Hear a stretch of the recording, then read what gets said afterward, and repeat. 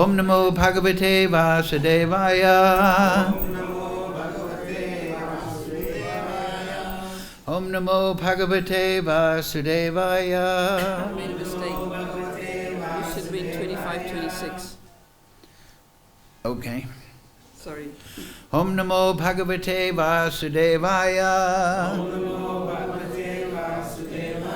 So, all together please. Om Agana Timarandasya Ganandana Tilakaya Chakshurun Militam Yena Tajmai Shri Gurave Namaha Shri Chaitanya Manobhistam Stapitam Bhutale Vayam Rupa Kadamayam Dadati Swapadantikam Vandeham Shri Guru Shri Yukta Padakamalam Shri Gurun Vaishnavamscha Shri Rupam Sagrajatam Sahagana Raganatam Vitam Tam Sajivam Sadvaitam Savadutam Prijana Sahitam Krishna Chaitanya Devam Shri Radha Krishna Padang Sahagana Lalita Shri Vishakam Vitamscha He Krishna Karuna Sindhu Dhina Bandhu Jagatpate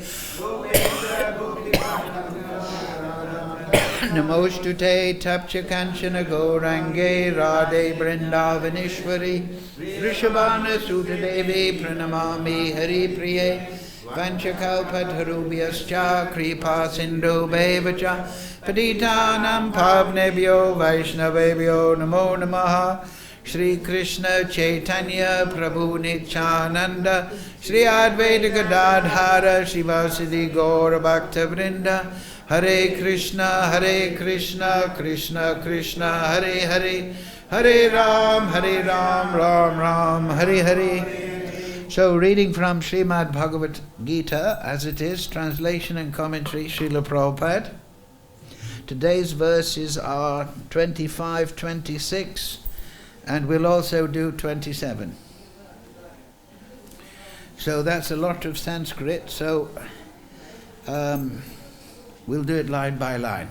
Please repeat. Bhishma Drona Pramukhyatcha Sarvesham cha Mahishitam Uvacha Patha Pashyaitan Samavetan Kurun Iti. Now number 26. Tatra Pashyat Stitan Patha Pritrin Atta Pitamahan Acharyan Matulan Britrin Putran Sakinstata Swasuran Suridaschaiva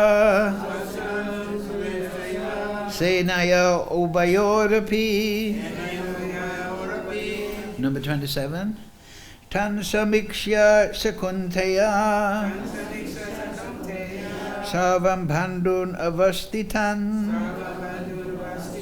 Kripaya Paraya Visto Visidan Idam Abravid. Okay, so we're going to miss out the word for word of the Sanskrit because it'll take too long. We'll just go straight to the English. In the number 25, in the presence of Bhishma, Drona and all the other chieftains of the world, the Lord said, "Just behold Partha, all the Kurus assembled here." Please repeat. In the presence of Bhishma, Drona, and all the other chieftains of the world, the Lord said, "Just behold Partha, all the Kurus assembled here." Next verse. There Arjuna could see within the midst of the armies of both parties his fathers, grandfathers, teachers, maternal uncles, brothers, sons, grandsons, friends, and also his fathers-in-law and well-wishers. Please repeat. There Arjuna could see within the midst of the armies of both parties his fathers, grandfathers, teachers, maternal uncles, brothers, sons, grandsons, friends, and also his fathers-in-law and well-wishers. Next verse. When the son of Kunti Arjuna saw all these different grades of friends and relatives, he became overwhelmed with compassion and spoke thus. Okay. Oh, please repeat. When the son of Kunti Arjuna saw all these different grades of friends and relatives, he became overwhelmed with compassion and spoke thus. So, purport, Srila Prabhupada. Purport. As the supersoul of all living entities, Lord Krishna could understand what was going on in the mind of Arjuna. The use of the word Rishikesh in this connection indicates that he knew everything. And the word Partha, or the son of Kunti, or Pritha, is also similarly significant in reference to Arjuna. As a friend, he wanted to inform Arjuna that because Arjuna was the son of Pritha, the sister of his own father Vasudeva, he had agreed to be the charioteer of Arjuna. Now, what did Krishna mean when he told Arjuna, "Behold the Kurus"?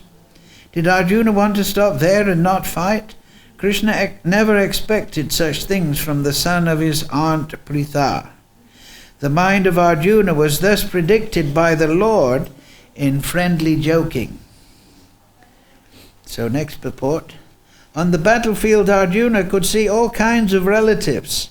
He could see persons like Buddhishrava, who were his father's contemporaries, grandfathers Bhishma and Somadatta, teachers like Dronacharya and Kripacharya, maternal uncles like Salya and Sakuni, brothers like Duryodhana, sons like Lakshmana, friends like Ashwatthama, well-wishers like Kritavarma, etc. He could see also the armies which contained many of his friends. Mukam karochi vachalam pangam laite grimya kripa tamaham bande Shri Guru dinatarinam. So, Bhishma Drona Pramukhata Sarvesham cha Mahi Kristam Uchava Patha Pashitan Samavetan Kurun iti. In the presence of Bhishma, Drona, and all the other chieftains of the world, the Lord said, "Just behold Partha, all the Kurus assembled here. Tratapasya stitam Partha pritrinata pitamahan Acharyam matulan bratrin putran shakim stata swasuran suridaschaiva senayo uvayo api." There Arjuna could see within the midst of the armies of both parties his fathers, grandfathers, teachers, maternal uncles, brothers, sons, grandsons, friends, and also his fathers-in-law and well-wishers. Tan samikshya shakunteya sarvam bandun avastitan kripaya para ya visto vishidam idam abravit. When the son of Kunti Arjuna saw all these different grades of friends and relatives, he became overwhelmed with compassion and spoke thus. Yes. So Arjuna has just started to talk now.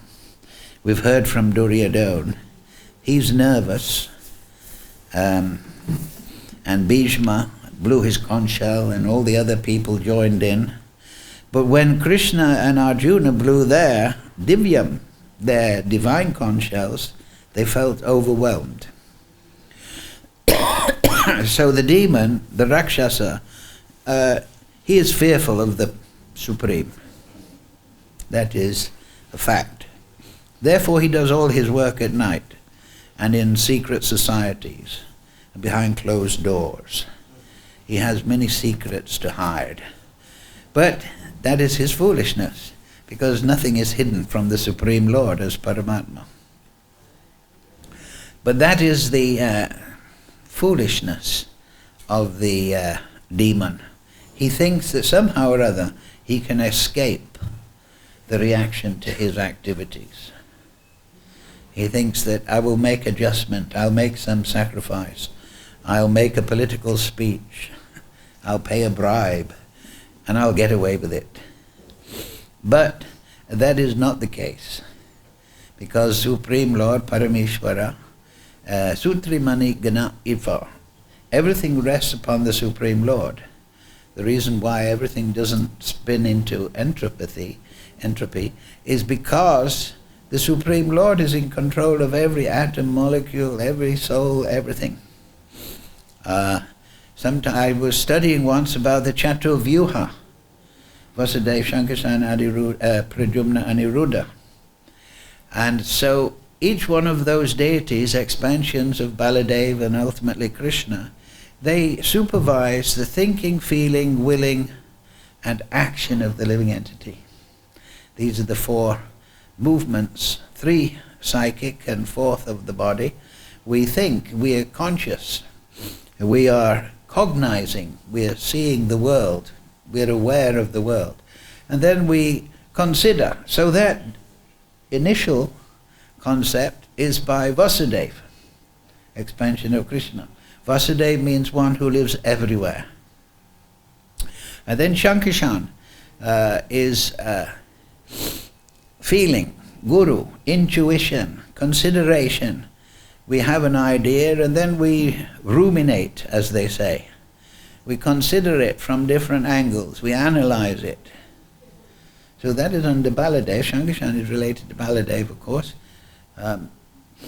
So that is our wisdom, our intuition, our knowledge that we get from guru and teacher. We consider matters. And then the next one is Pradyumna. That is supervised, that action of the mind, consciousness, is supervised by Pradyumna. Ultimately, these four are one, but they're having different aspects of concern and regulation. So that consideration gives birth to sankalp vikalp, accept or reject. Should I do it? Should I not do it? Should I accept it? Should I reject it? Do I like it? Do I not like it? So that is a psychic movement.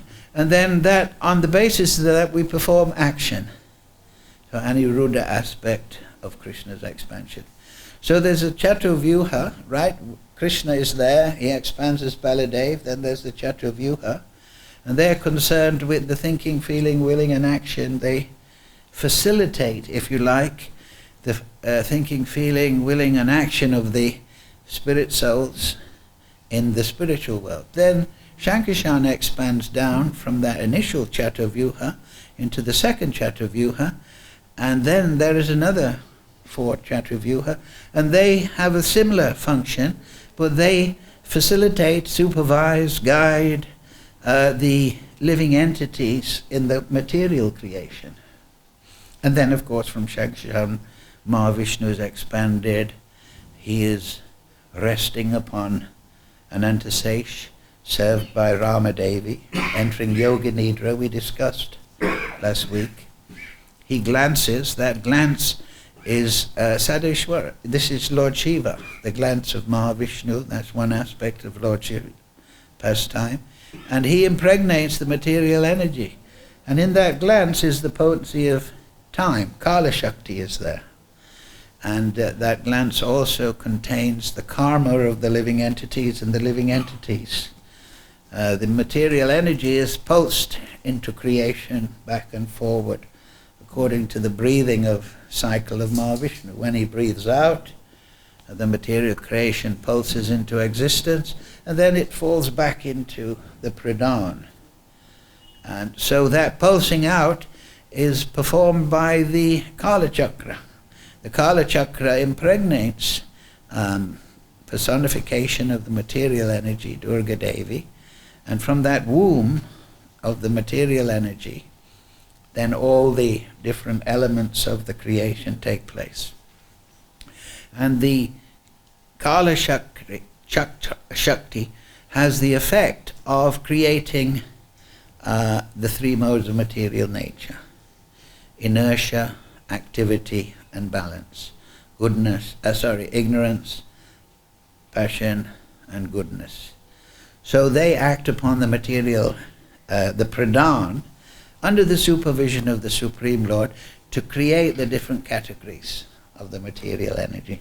So what we see, this is the gross form of the material, of the three modes of the pradhan. Just like if you look on the internet, you may be interested to see, sometimes they have a plate, maybe it's 2 or 3 foot by square, and they vibrate this plate at a certain frequency, and then patterns form, right? And if they increase the frequency, another pattern will form. So that is the effect. That can illustrate to us how the three modes affect the material energy. There's a certain frequency, a certain amplitude, a certain what's the third aspect? Vibration, frequency, and amplitude. So that acts upon the pradhan. Just if you, in that example, this plate is vibrating up and down, but they don't get a pattern, of course, unless you put sand on top of the plate. Have you seen on the internet? You know, and then a certain pattern will form. So each of the particular grades of material category, they are a particular combination of frequencies on the pradhan. So it is pulsed into creation and it is withdrawn when the Kala Chakra, the Kala Shakti is withdrawn, when Lord Shiva is no longer interacting with Durga Devi. And therefore we have the lingam and we have the yoni in the Shiva temples. So that is the Kala Shakti, that is Lord Shiva, the karma of the living entities remembered by Paramatma, the living entities themselves with their own potency. They are interacting with the material energy. So this creation is coming and going with the breathing of Lord Vishnu. And so if you consider actually, one day of Lord Brahma is 8.6 billion years. And if you consider that we breathe out takes about 5 or 6 seconds to breathe in and out at a steady rate. So you can consider, if you relate the time that Lord Mahavishnu breathes out for 6 seconds, so that is a certain amount of time on earth plane. The calculation is there. So you could actually calculate back how big it is, Lord Vishnu. If you take the average man, say 6 foot, and he breathes out in 6 seconds, one of our earth seconds is 1 foot. So therefore, if you wanted to, you could relate. You understand as an engineer, right? You could make a relationship, and you could actually estimate the size of Lord Vishnu. Of course, it wouldn't be precise, but it's just an estimate. Similarly, it is explained that Krishna's pastimes are always being initiated in all the material universes. Just like the sun is always coming over the horizon, it's always rising at some point. So it is said that Lavamata, one second is divided into an instant, 11. So therefore you could estimate how many universes, if Krishna is appearing at every moment in a different universe, you could work out the length of the material creation and multiply it by 11, and that would give you an estimate of the number of material universes to have a continually reawakening Leela in a cyclic form, if you like, throughout the universes. So this gives birth to gigantic figures. You probably wouldn't be able to do it even on a computer, on your laptop. You'd have to have a special computer to give all those figures. But that is the personality we're dealing with in this material world. So here, the demon thinks that that personality of such potency, and that is just the material creation, we already discussed the week before last, that actually there is no such thing as no creation. Because there is only creation, because non-existence doesn't exist. So the spiritual world is unlimited. But it is explained there in the Brahma Samhita purports, that also in the text, that the material creation, the pradhan, which is emanated by Mahavishnu, is a subsection of the unlimited creation. And it is said that it is like one quarter of the creation. But the total creation is unlimited. So we should understand that that is just to give us a little gist, you understand?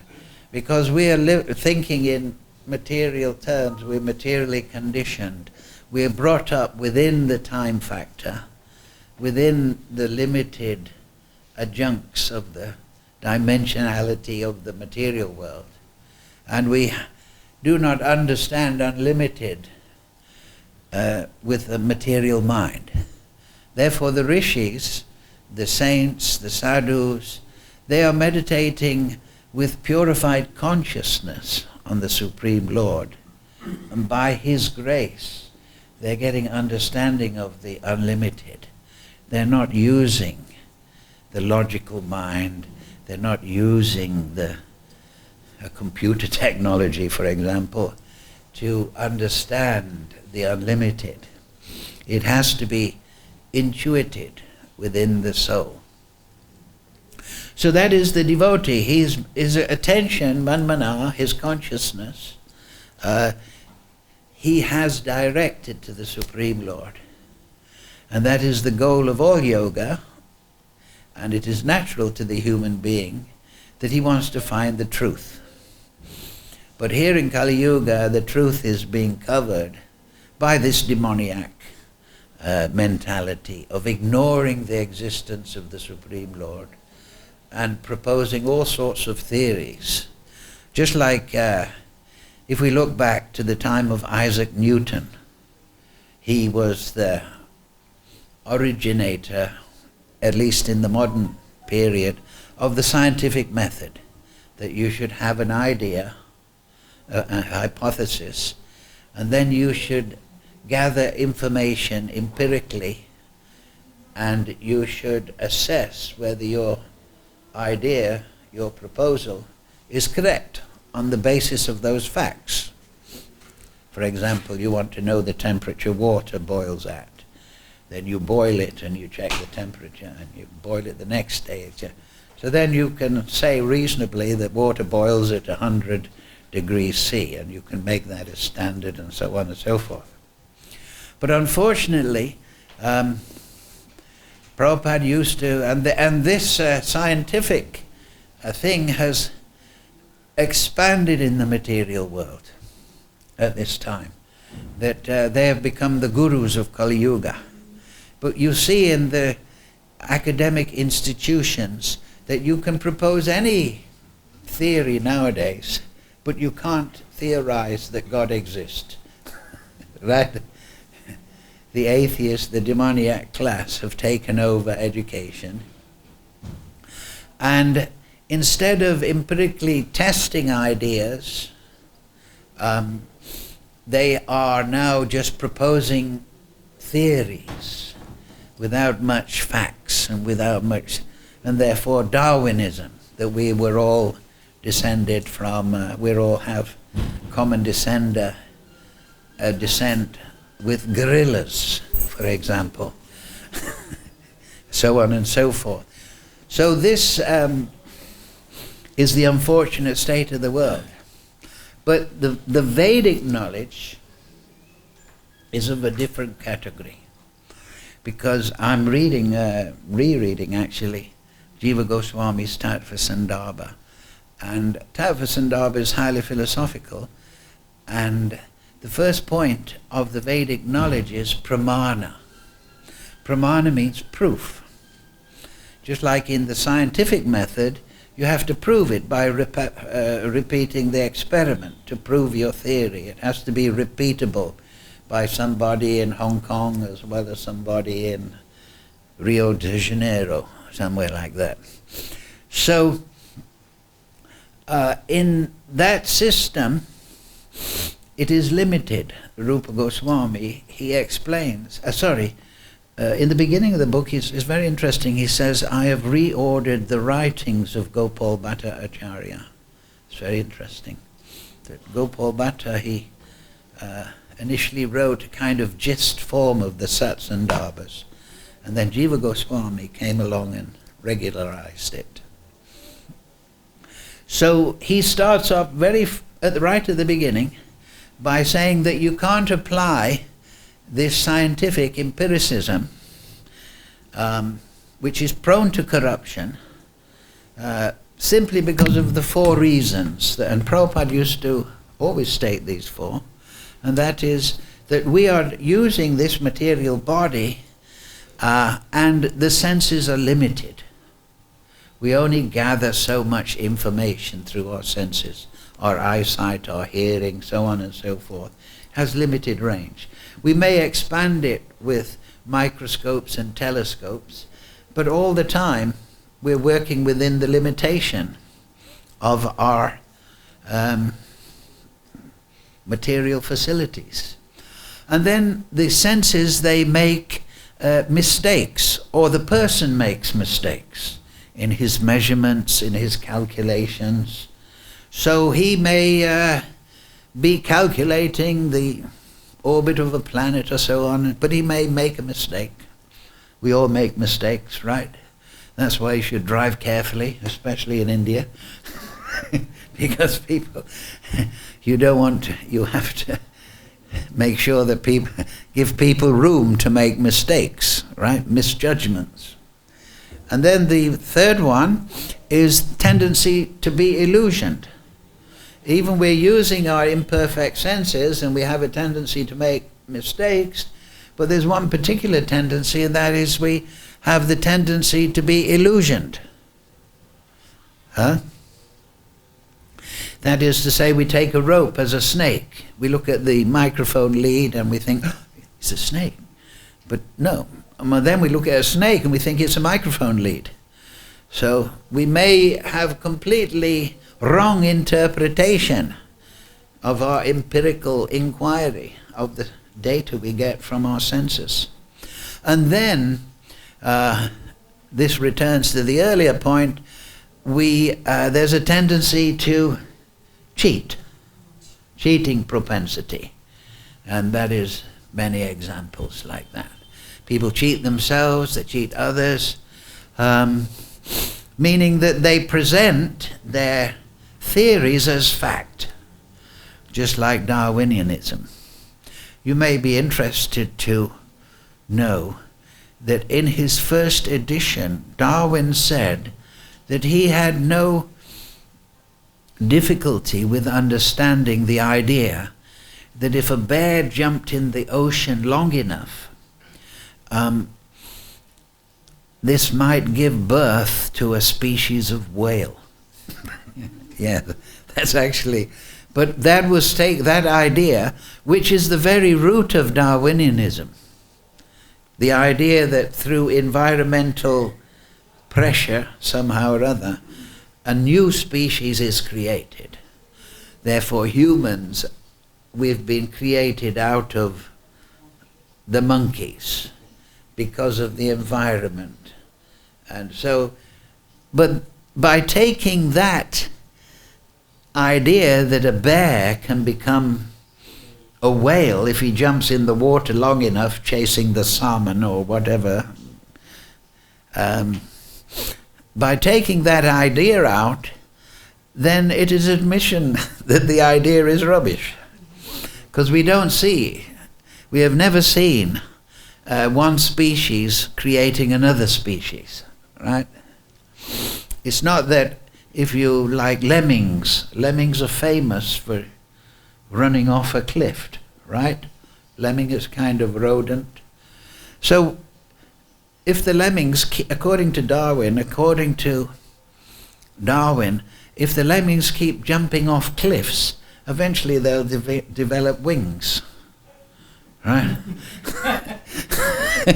And they'll survive, and you have a flying lemming. That one species is the foundation for another species because of the environment. That's just like saying if you throw bicycles off the cliff, eventually they'll become aeroplanes. Because the bicycles with the biggest mudguard will survive somehow or other. But all these ridiculous ideas are there in the modern world simply because they don't understand the real process of knowledge. Jiva Goswami is explaining that it's all descending knowledge. It is revelatory. But we have to understand this knowledge with purified consciousness. So Guru's function is to give Vaidhi rules and regulations by which the disciple can purify his mind and consciousness and come to the platform of perceiving the Absolute Lord within his heart directly. Then he's an enlightened soul. So here Arjuna is illustrating the material problem. That he is not considering what is the requirement of the Supreme Lord. Because by coming in touch, there's another verse, the 4th chapter, very important verse. It says, many, many great souls in the past became purified by transcendental knowledge of me, and thus they attained pure love for me. It's a very important verse. Krishna sums up the whole of bhakti in one verse. Many, many souls in the past became purified. Their consciousness, their soul became purified by knowledge of me, spiritual knowledge, and thus, in this way, they attained transcendental love for me. So that's the whole process of bhakti. First we must gather knowledge, and then that will evoke our Nitya Siddha Krishna Prem Sadhakabanai Shravanadi Sudachite Karide Odai. So our process of knowledge is that, to receive knowledge from the great acharyas in the great realized souls in disciplic succession, and in that way become enlightened ourselves. So the first stage is to gain this knowledge. But here Arjuna, he's refusing his dharma, right? In this last verse, his eyes brimming with tears.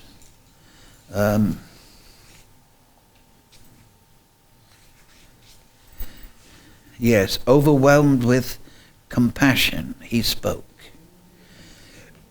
So, this is it. He's being politically correct, but not actually correct, right? The demoniac people want everyone to be politically correct. But the spiritualist, the yogi, the person of knowledge, isn't concerned what is politically correct according to the fashion and mood of material society. He wants to know what is actually correct.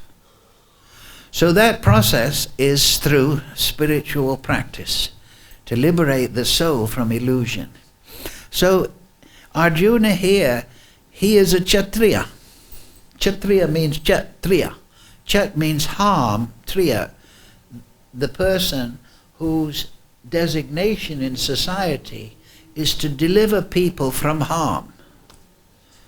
But that harm is not just physical, but mental also, and knowledge-wise. And the modern day, the governmental function, the Kshatriya function, the martial function is being dominated by the financial function, not the Brahminical function. Right? The social body is the head, the arms, the torso, and the legs. So the Sudra, or worker, is compared to the legs. And the Vaishya, the Krishi Goraksha Vanijam, is compared to the torso. He's generating economic activity. He's producing land, producing artifacts, he's trading. So he's like the torso. He's energizing the body. But then the Kshatriya is the arms. He administrates the social body and he protects. Right? And then the Brahman is considered to be the head of society.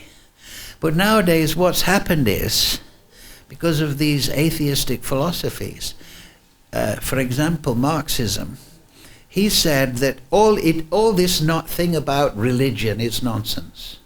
All this thing about eternal truths is nonsense. The only real thing is class struggle.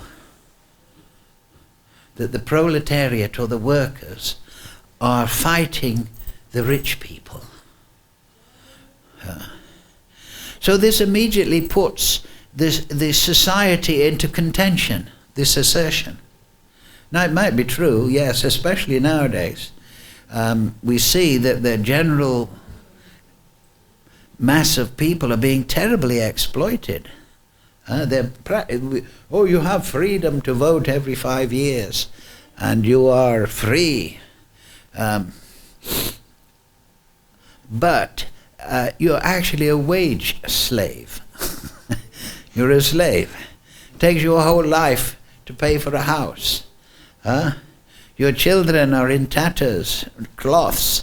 The budget of the government is simply to take more and more tax money to spend on bombs and bombs and rockets instead of helping the people. And what is the greatest help? The help is to give them this spiritual knowledge by which they can elevate themselves out of these politically correct philosophies. But Marxism doesn't think that. It says no. Everything is divided. It is divide and conquer philosophy. And it is the work of the demon that he wants to put different parts of the social body against each other.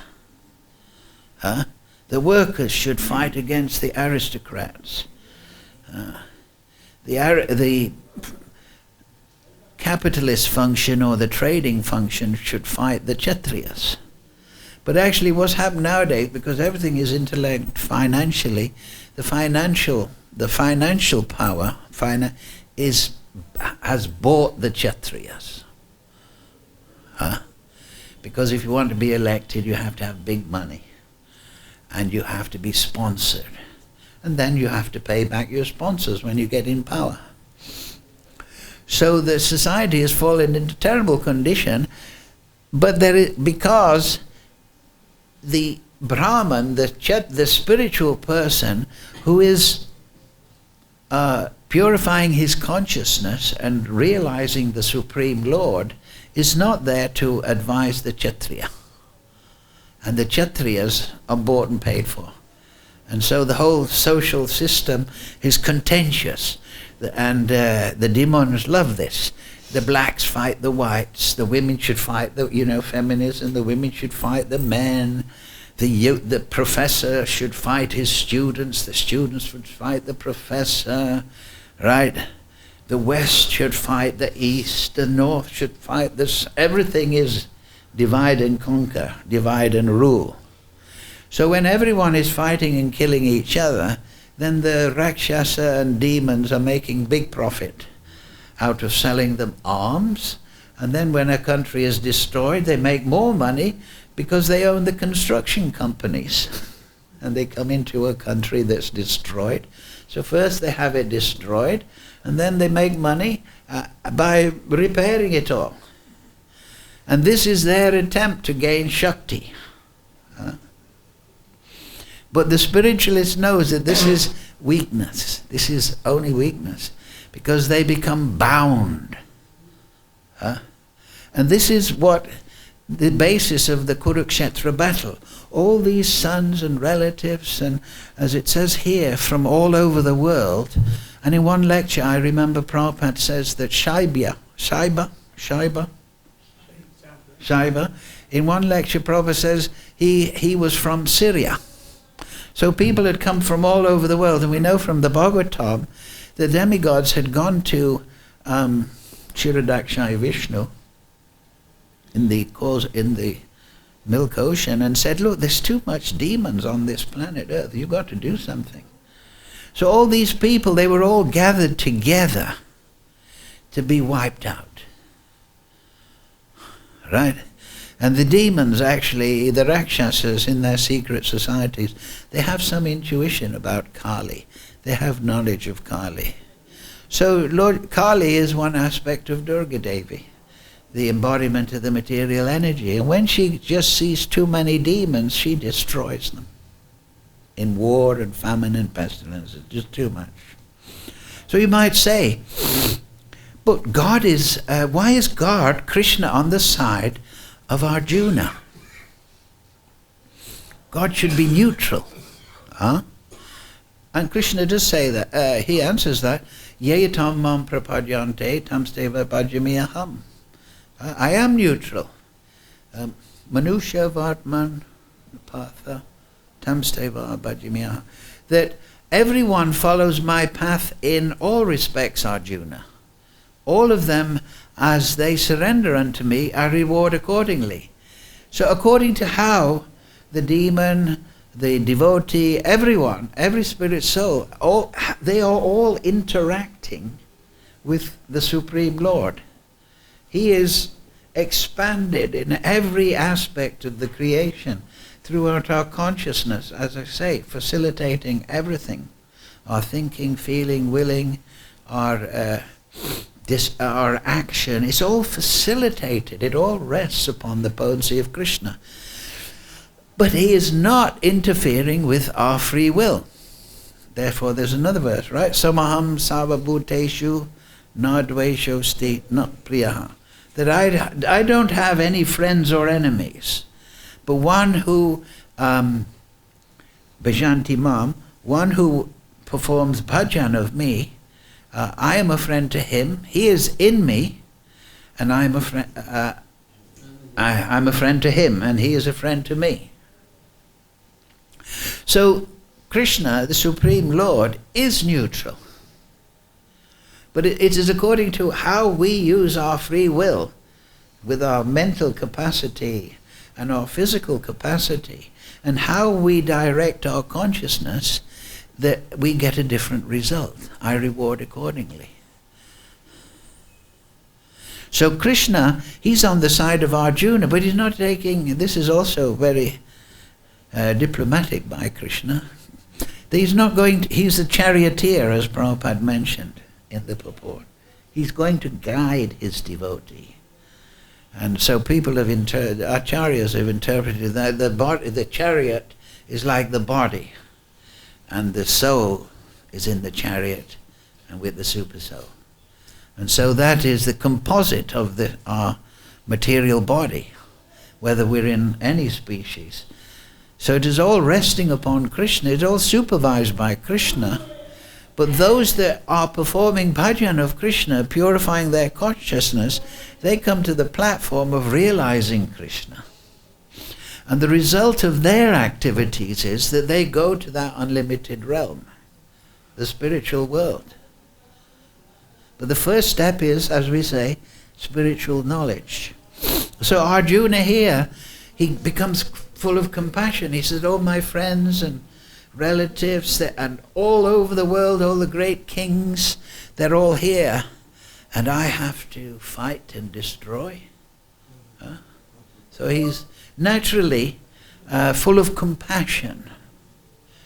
But the Kshatriya, just like everyone, can have compassion and should have compassion, but there's a higher principle than compassion, and that is your dharma, your duties. Because the spiritual person, he's Tyagi and sannyasi. Tyagi, 18th chapter, Tyag means what? He's performing activities, yes, as we say, but he's not attached to the result. The materialist is performing, I'm doing my job, So I get my salary so I can enjoy life. I can keep my family together, I can go out Saturday night, I can watch a movie, I can enjoy. He's attached to the result. So that, Chagi, is a very important principle. To perform activities, we have to perform. Krishna explains, everyone has to perform work. So, if we're not attached to the fruit, the result, then how can we perform activities? Huh? There has to be some motivating factor for our sankalp, vikalp, our decision to perform activities. So, for the spiritualist who's not on the spontaneous platform of love of God, his impetus to perform activity is his dharma, his duty. And that's the essence of bhakti karma yoga, that you're performing your activities not to get, it's nice karma, not to get the fruit, but because it's your duty. And this is the quandary that is Arjuna is sitting in now. These people are bad. Like he says earlier, let me see the evil-minded son. Let me see Duryodhana, he's evil. He tried to kill my brothers in so many ways. He was disrespectful to the wife, Draupadi. He's a very bad, selfish person. He's ruling for his own self-aggrandizement, as we see nowadays, the thieves stealing all the money of the people. He's not performing his duty to the praja. He's evil-minded. So he's thinking karmically that if I perform this activity, there's going to be a terrible reaction. It's better, all the women will be unprotected, there'll be Varna-shankara, there'll be all sorts of social disturbance. He's calculating materially. He's empirically inclined. He's calculating in that way. Whereas true spirituality is beyond even the dharmic concept, but it is on the platform of spontaneous love of Godhead. It is realization, direct realization and harmony with the Supreme Lord. But Arjuna is illustrating, I don't want to perform my art dharma. I want to live according to my calculation. So Krishna educates him. No, Arjuna. These people are on the battlefield because they are a demoniac crew. So you might say, well, where's the neutrality of Krishna? So also, Acharyas explained that all those people, and I believe it's 64 crore, there's different figures given, were on the battlefield, they all attained their swarup, their constitutional form, because they died in the presence of Krishna. They all attained Vaikuntha. They all attained liberation in different ways, because they were in the presence of Krishna. So that is the neutrality of the Supreme Lord, that he is the well-wisher of everyone. What is that verse? Savayonishu, like we say that, all living entities are born in this material nature. And I am what? Aham bija pita. That I am the seed-giving father. I'm that glance. I glance the living entities into the material energy. I'm the seed-giving father. So Krishna, though he is inclined to his devotee, dvesha, I'm not disinclined to the demoniac. You understand? This is a very important point. Yes, Krishna is inclined to his devotee, but that doesn't mean to say he's angry with the non-devotee. Very important point, this. That Krishna is the well-wisher of everyone, but that devotee who, under the guidance of Acharya and Shastra, is purifying his consciousness and trying to realize the Supreme, he is in a special category according. He's taking shelter of Krishna directly. The other people are taking shelter of Krishna through the material energy, through illusion. So Krishna is not disinclined to anyone. This is an important point. Sometimes people think in a material way. Just like if I support the Indian cricket team, then I must not like Sri Lanka or Pakistan, right? If I support Manchester United, then I must not like Manchester City. I must hate Manchester City. No, that is not the way Krishna thinks. Yes, he's a Manchester City supporter, but he's hoping the best for Manchester United as well. So this is knowledge of Krishna, you see. So in that verse it says there, if you attain transcendental knowledge of me, in that way you will attain love for me, transcendental love for me, attachment, because you'll see the wonderful nature. So this is very important basic point here. Arjuna is confused. So what is he going to say? Later on the Gita, Krishna explains, Arjuna, stand and fight. But what is it that he tells Arjuna to fight with? Brahmastra, sword? Yes, exactly. He says, armed with knowledge, Arjuna, stand and fight. So he's not just saying stand and fight on the battle, but stand and fight. You're in the material energy. You're confused about your duty. You don't know what is your best course of action. You don't know what is the best way to decide things. You've heard there's laws of karma. You've heard this idea, this. But so Krishna explains.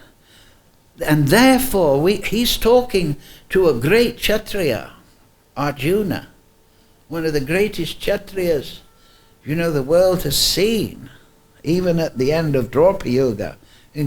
Incredible, if you read the Mahabharata, his training, mystic powers, it's not like, nowadays they run over hills and learn to shoot a machine gun, and they think, I'm a great warrior. No, in this period of history, they were developing mystic powers and insights and all sorts of abilities. It's there in the Mahabharata. So this is the knowledge is more powerful than the Brahmastra and all the mystic powers. Just because, like I say in that verse, Samaham Sarvabhu, those that are Bhajanti Mam, that is also there later on, that those that worship me, Buddha Bhava Samanvita, they gain intelligence by which they can understand me and come to me. I give them this intelligence. So spiritual knowledge is more powerful than any weaponry. Because a weapon can't situate you on the transcendental platform. So therefore, Shastra and Astra. Astra means weapon. So you put Sat in front of Astra and you get Shastra. It means eternal weapon. It means knowledge, the Shastra. So we're not changing our knowledge, like the scientists. They have different publications. They come out every month, right? Nature. They never say, whose nature? Or they don't want to, there's just nature. But whose nature, right? If I say, good, okay, who's good? Who's that person that is good? Powerful. It has to have a person attached to it. So they bring out a different magazine every month, because every month they have a different theory.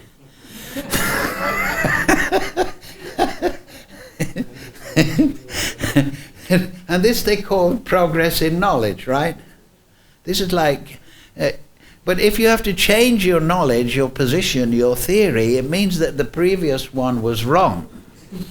So it's actually a progress in ignorance. It's a progress in one mistake to the next. But because of optimism or churlishness or chutzpah, they're just saying we're going to come to the right conclusion eventually. In the meantime, we need $20 million. Yes, I read 6 months ago, last year actually, that there is a scientific institute in America, and they got a grant of, I think it was 200 million, or was it 20 billion?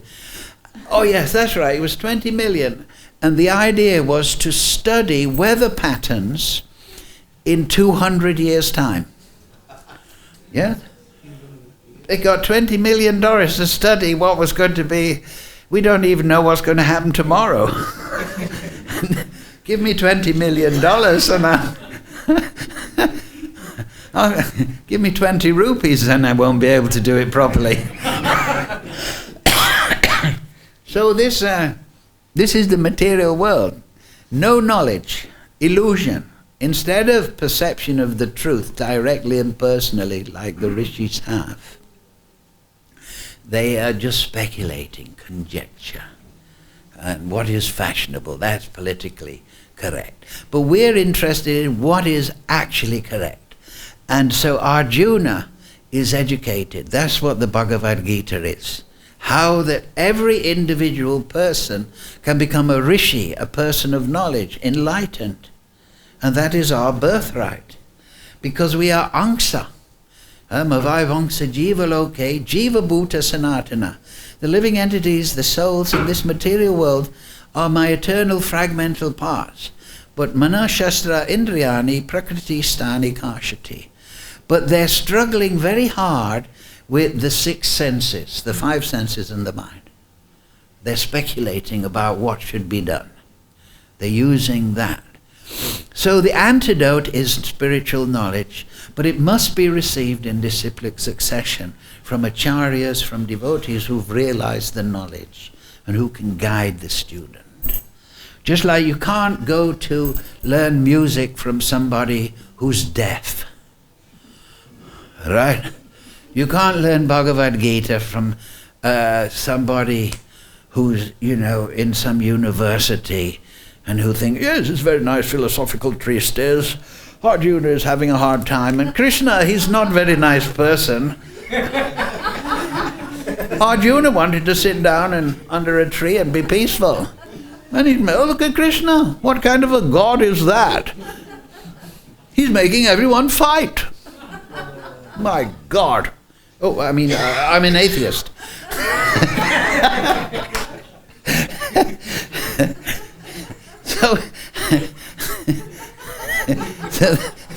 from he's appealing to God, but he's an atheist. Like they say, there's no atheist in the trenches. You know that? They say that, when the bombs are flying. Oh yeah, oh God. Yeah. I was an atheist yesterday, but now they're attacking today. I believe in you. Actually, once, because a few years ago, there was what was called the neo-atheists, the people that say there's no God. So I looked up on Wikipedia, atheist, and I said, I put a thing in the internet, proportion of atheists in the world.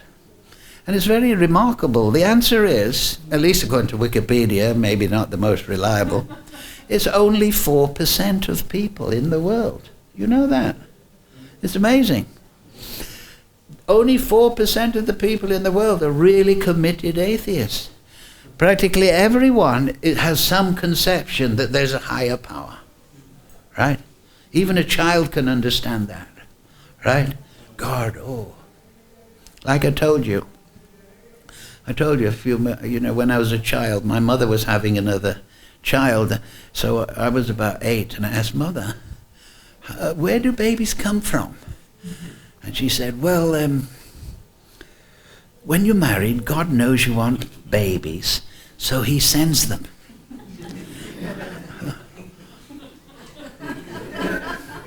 course, there was no internet or smartphones then, so everyone was innocent then.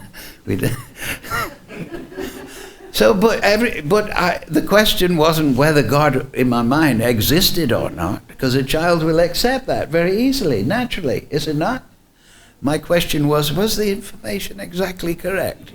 God knows, you're married, so God sends babies. Oh. Well, you're sending a lot to our family, Mother. Why? How does he choose? Oh, he just knows about these things. Oh, I see. Anyway, so stand where. That's the benefit of knowledge, I guess. But so that is the fact. We want to know the facts of the matter. So the Bhagavad-Gita doesn't ask you to believe and have faith. And then if you believe in some odd ideas, you're going to go to heaven. But it says, no, realize yourself directly. And so the knowledge given to Arjuna is that knowledge. So, thank you all very much. We'll finish on that point. Any questions?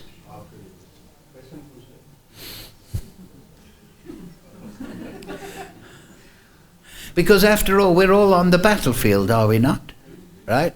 Life is like when you're a child, you're growing up and you have this problem. There's a bully in the school, they're picking on you, and then he leaves school. And then another problem comes. Have you noticed that in life that there's always some kind of, you're always thinking, I'm going to come out of these problems. So we're all battling, struggling. Krishna says, Mana Shastra Indriyani. But we can counter that with the understanding that we are eternal beings. And so the aim of life is to control the consciousness and fix it on transcendence. Manmana bhavamad bhakto. And in Kali Yuga, studying the Shastra, Prabhupada, wonderful Acharya, has given us access to the essence of Vedic literature. So studying the Shastra, and what else?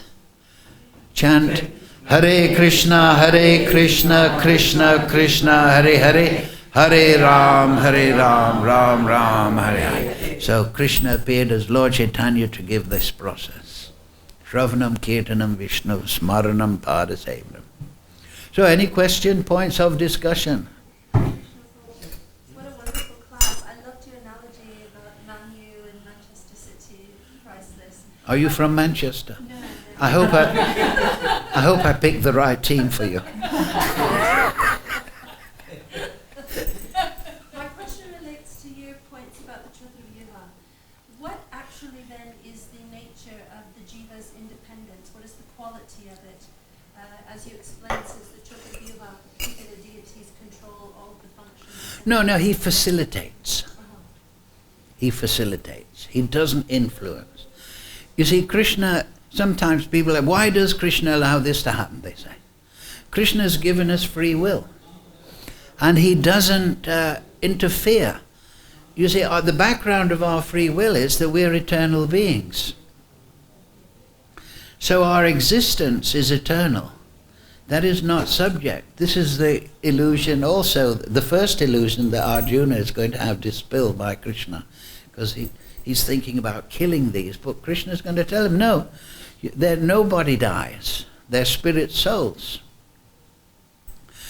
So Krishna has given us free will, and the background is that we are eternal spirit souls.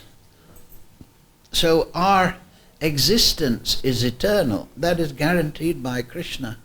But we are angsa of Krishna, and Krishna is Lila Mayi. He has free will. The whole creation, even the material creation, it is an expression of his creative ability. It is just like we like to paint a picture. We paint it according to we may take training, but we take, it is my expression. So in many religions they see that. You see the glory of God, they say, in his creation. So we see all this intricacy of color, form, smell, so on and so forth. That's the expression of the Supreme Lord. So we are given the facility to either accept his existence or not accept his existence. The material world for souls who turned away. Therefore you get all this kind of atheistic garbage and material philosophy. It's all a way to deny that there's a supreme controller, Ishvara Parama Krishna. So Krishna, he's unlimited in his potency, like I was saying at the beginning. But the thing is, he's unlimited in his humility. So he doesn't feel that he should interfere with the way you use your free will. He facilitates your free will out of his humility. Even the atheist, he will facilitate the atheist writing a book about how God doesn't exist. So that Prabhupada, one lecture, he says, okay, you say there's no God, but where does your intelligence come from? Well, what do you mean? So everything that we are using is the gift of Krishna. But the greatest of those is the free will.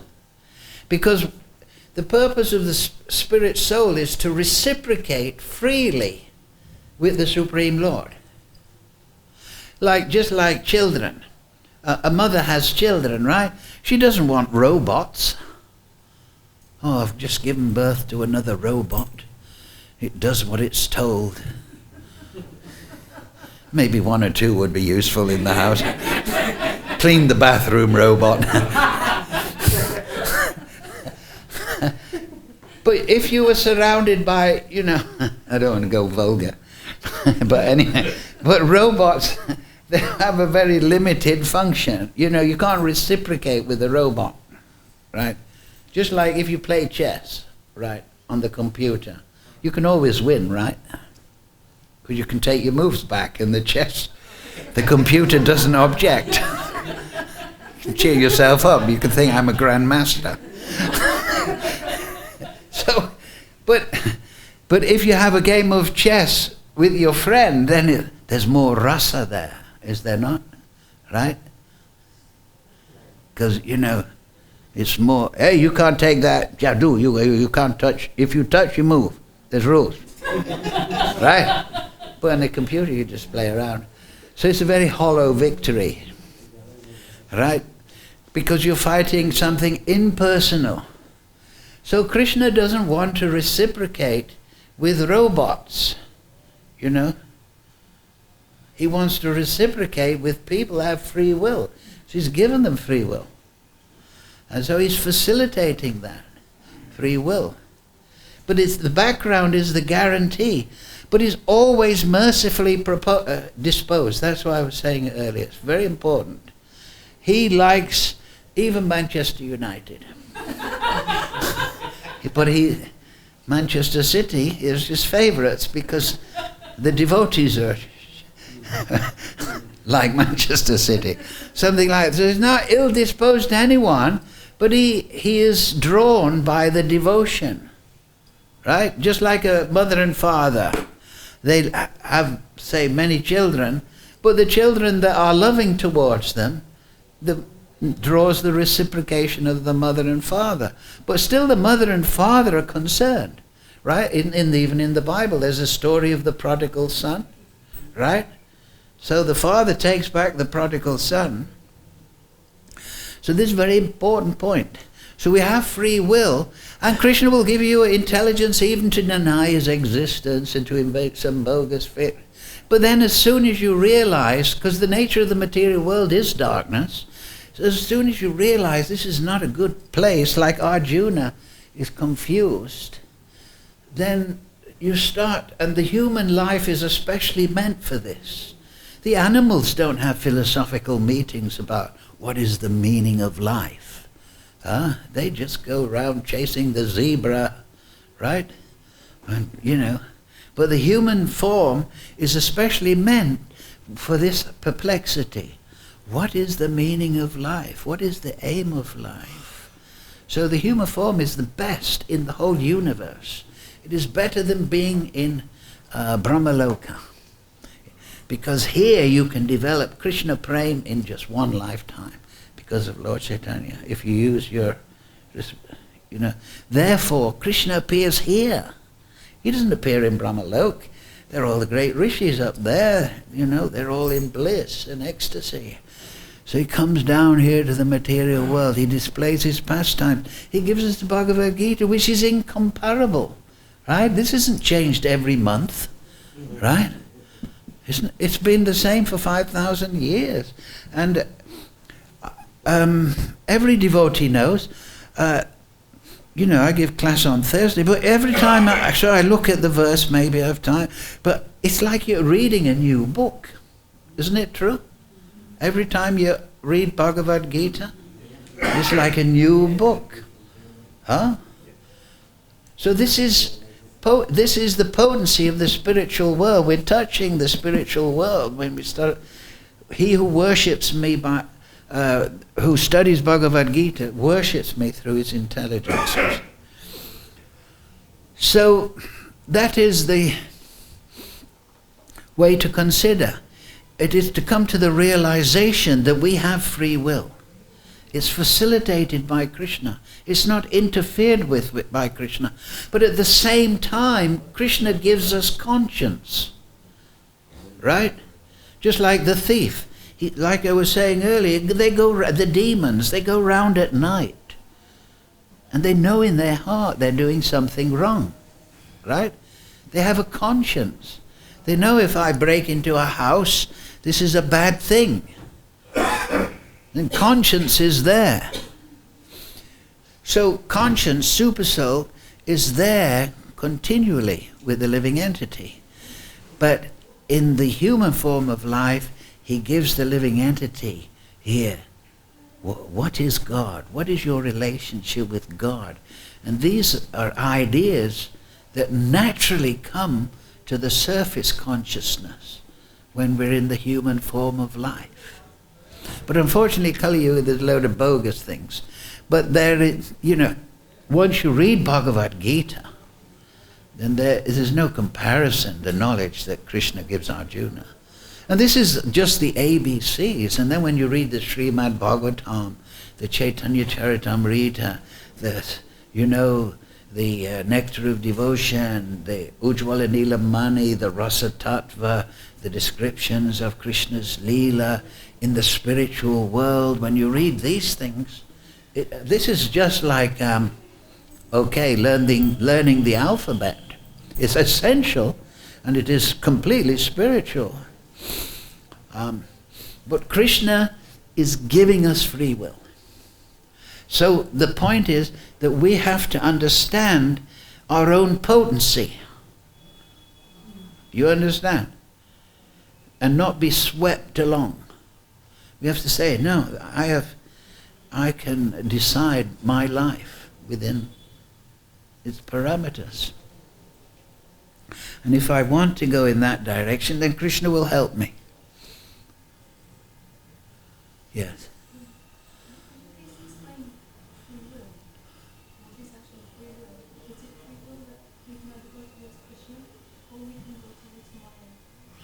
Well, free will, it's operative at all times. Basically, we're Tatastha Shakti. So as we come to consciousness in the pradhan, we can go to the spiritual world and we can go to the material world. And I've done research on that in the folio. And the Tatastha Shakti, if he accepts the supremacy, if he comes to perception of the Supreme Lord, and he accepts his position as the servant of the Supreme Lord, he goes to the spiritual world. He develops Swarup. But if he rebels and thinks, no, I don't accept that, I'm the Supreme, then he goes to material world. You see? So there's the basic axiom of free will. But the free will is still operative in the material world. Therefore there is punishment and reward. Right? Because you're either going to material heaven or going to material hell temporarily, according to your actions, according to your choices. But it is their ability to choose. Just like, why are you here tonight? Because you chose to come, right? If you didn't choose to come, you wouldn't be here. It's not. So we have to understand that we have the ability to choose. So in the Vedas it gives us, now choose according to your duties. Then you'll develop spontaneous attraction, and then you'll be just choosing out of pure love. Right? Just like when you have a child, mother has a child, so she takes instruction how to look after the child. But then as she becomes expert, she knows automatically how to care for the child. Right? So Krishna consciousness is natural function. It is not a belief system in the sense of blind faith. It is a state of consciousness where one is enlightened, where one is in knowledge. So we can choose that. Or we can choose to stay in the material world. Huh? So you have to look inside your own soul to understand free will. You understand? Because you're angsa. You're non-different from the Supreme Lord. So you have to contemplate this is called ahangara upasana. The living entity may not be worshipping God, but if he wants to understand a God, he can understand his own self. And so you have to look inside yourself, and what is my free will? It's the ability to choose, to sankalp, vikalp. Right? You're conscious, you're thinking. Then you're considering, then you're deciding, then you're performing action. So sometime today you thought, should I go to the class? Is Keshi Damana? I don't know if I should. Okay, I'll go anyway. So you decided, right? So you have to look at your own self to understand what is free will, because you have it.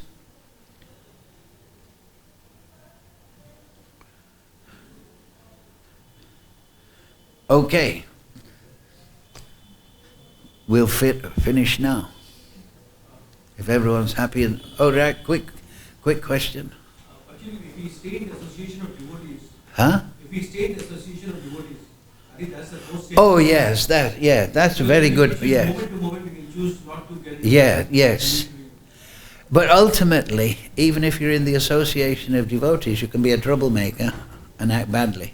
But your point is correct.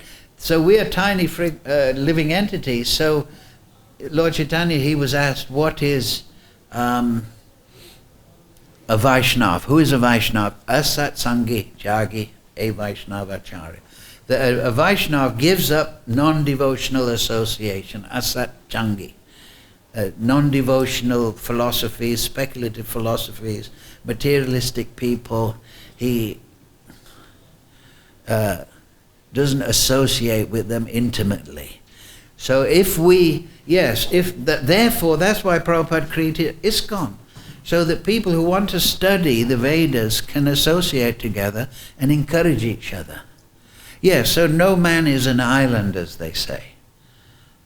But so therefore, if we stay in a good association, we become encouraged to use our free will in the right direction. And then if we perform, therefore Vaidhi Bhakti is important. Because if we chant regularly and we follow rules and regulations, that's in the 12th chapter.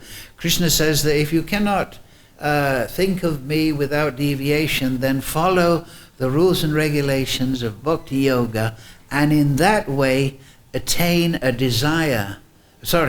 You will attain the desire to attain me. You say, oh no, in that way develop the desire to attain me. You see. So yes, we are conditioned by previous karmas, activities, karma fault.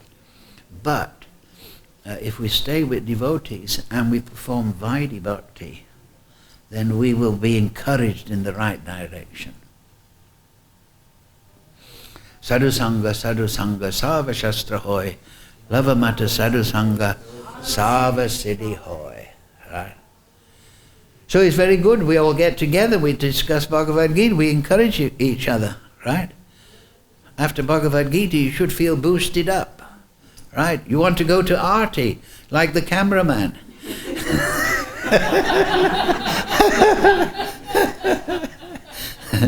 Right? So thank you all for coming to class. It's very encouraging. See you next week, perhaps. Srila Prabhupada Sadhu Sangha Bhagavad Gita Ki Jai.